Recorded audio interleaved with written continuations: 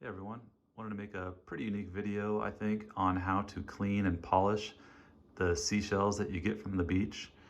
We actually got these in Florida, and I looked up several different pieces of information on how to best clean them and how to polish them, like for display purposes and just to make them look really good. Because when we got to the beach, you get the shells from the water and they kind of are wet, and then they just look amazing. And then after they dry, they sort of look much less amazing. The colors, the vibrant colors, are just not there like they once were. So I was wondering if there's a way to sort of preserve them in a way to make them look sort of like they did when you first saw them in the water or when they were wet. So I think I've came up with probably the simplest way to do it. I didn't come up with this actually. There's different strategies that you can use, but I've sort of put all those strategies together to make what I think is the easiest and the best way to do it. So the first thing that you do is you take the shells that you just got from the ocean, and what I did was I put them in like a glass bowl, you can see on the right side there, and rinse them really, really thoroughly with like hot water. I just sort of put them in the sink and just flush them with hot water, sort of to get all the sand and different things out. And one really important thing that you need to know is whenever you're finishing shells like this, obviously they need to be what they call dead shells, or shells that have no living creatures in them. So that's the case with all these, so we're good. But yeah, you want to rinse them off really, really good. Some people boil them, boil the shells. I didn't feel like it was necessary to go to that extreme, so I just rinsed them thoroughly with hot water, and I let them dry, kind of made sure the water was out of them and stuff. And then the next thing that you do is you've got to get, there's a layer of like hardened calcium on the shells. I don't know if you've ever noticed that. It's like a hard white plaque almost that's on the shells, and they call that peristricum. And so to really make them look their best, you have to get that off. And so one way to do it is to use bleach. Now some people use a mixture of water and bleach, like a diluted bleach mixture. Some other people use different products. I found it was probably more time efficient, and it just worked really well to use straight 100% bleach. And so after you're done rinsing them, put your shells, not too many, but put enough that there's going to be good coverage, directly in bleach, or you could pour bleach just right on them and just make sure they're all covered. And what you want to do is leave that for 15 minutes. And at that time, you can carefully remove them. One thing I would recommend using is like eye protection and gloves. And also it's a good idea to do it outside for ventilation purposes. So those are the three things that you'll want to use to protect yourself from, accidental splashing or this type of thing or that type of thing. So, okay, so after you've removed them from the bleach, using like tongs or something like that, of course you want to, at the end of it, you want to properly dispose of the bleach. And then, so then rinse them, once they're out of the bleach, rinse them once again with hot water.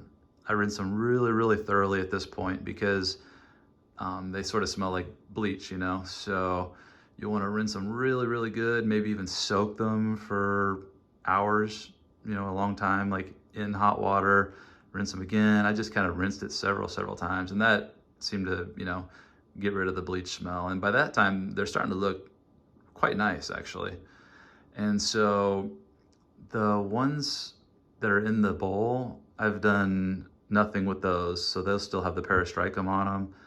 And the ones that are on the table right now, those have been in a bleach solution. And so they look pretty decent, actually. Those went through the 15-minute bleach solution. And then what I found, I was really wanting to preserve them and make them look even better. And so what I kind of did some experimentation, and I actually found a few products that I thought would be the best. When I was actually at the beach in Florida, I talked to a professional person who sort of did shell decorating and things like that for sort of like a living, actually. And I asked them what they used to protect the shells for their artwork. And they recommended this shellac product that I have here on the left. And so I tried that one. And I thought, just for purposes of, comparison, I'll get a couple other ones. And I noticed that like polyurethane is another option that you can use. I decided to use water-based polyurethane because I think if you go with like an oil-based polyurethane, I read online, I don't know if it's true, but people said that if you use like an oil-based product, it can tend to yellow the shells over time. So with that knowledge, I just went ahead and went for the water-based. So, and I'll put information in the description on where you can find these products for whichever one you want to get. So that way you can find them if you'd like to get them. Okay, so then this is sort of the comparison time. I've never seen anybody else do this, so I thought I'd just give a comparison of some of these different products. So this is the shellac, and you can see there's a nice sort of glossy coating to them. I'd almost call that like a semi-gloss coat. But yeah, it's pretty nice. I really liked that. The water-based polyurethane, here's the semi-gloss.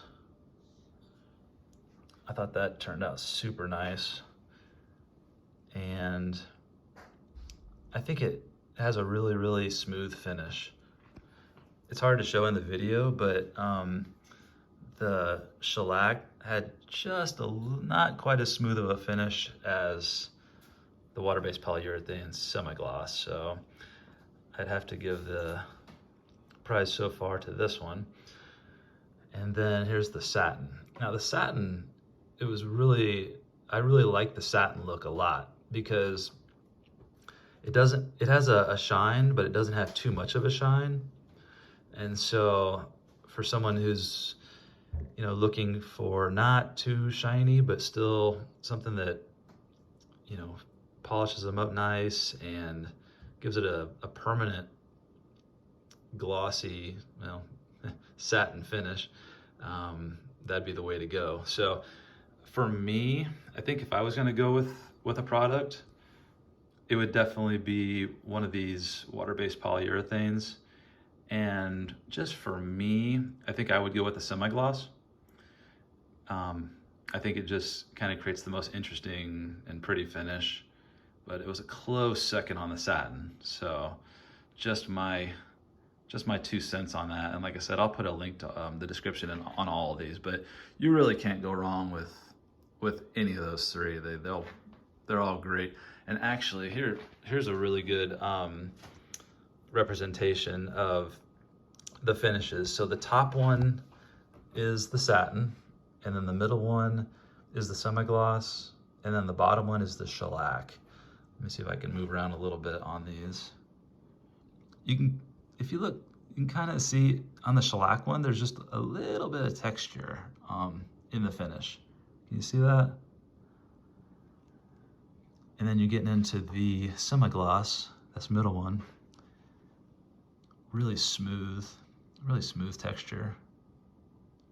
Nice little shine. Now on the top one, you're getting to the satin finish. You can tell it's certainly not dull, but satin's pretty mid-range when it comes to sheen. So if that's what you're going for, then the satin would be the ticket. Like I said, I probably would go with the semi-gloss, but that's just me. And then to finish it up, I've got these glass containers that you could eventually put your shells in, You know, you could find anything to put them in, but that's, you know, kind of a neat way to display the shells when you're all done. So there you have it. Like I said, I'll put information in the description for those products so that you can find them.